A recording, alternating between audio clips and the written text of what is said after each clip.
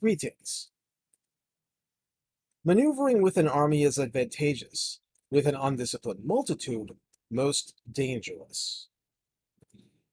And here we get into some examples that are very dated, including the measurements of distance, but try and bear with me.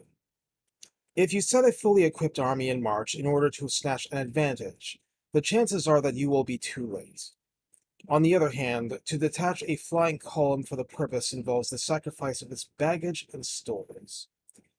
Thus, if you order your men to roll up their buff coats and make forced marches without halting day or night, covering double the usual distance at a stretch, doing 100 li, that's the measurement of distance he uses, in order to wrest an advantage, the leaders of all your 3 divisions will fall into the hands of the enemy. The stronger men will be in front, the jaded ones will fall behind, and on this plan only 1/10 of your army will reach its destination. If you march 50 li in order to outmaneuver the enemy, you will lose the leader of your first division and only half your force will reach the goal. If you march 30 li with the same object, 2/3 of your army will arrive. Now here's the important part.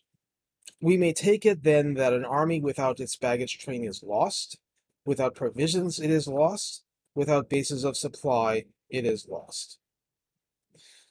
So this in general is telling us about the dangers of haste. If you're going to speed up in order to do something, if you're going to push men beyond their normal limitations, you can't do it carrying everything that you would want for a long campaign. So unless you are set to take advantage in full at once, unless you have something that's ironclad, you're going to get yourself in a lot of trouble very fast. And that's the lesson that is telling us. Because Napoleon's version was an army crawls on its stomach. In other words, an army eats. It eats a lot. And without the ability to eat, it loses its ability to function as an army. And once it becomes a multitude of separate individuals grouped up in one mass, then you're in real trouble. So the point of this one is simply that you have to pick your spots if you're going to push people to their absolute limit.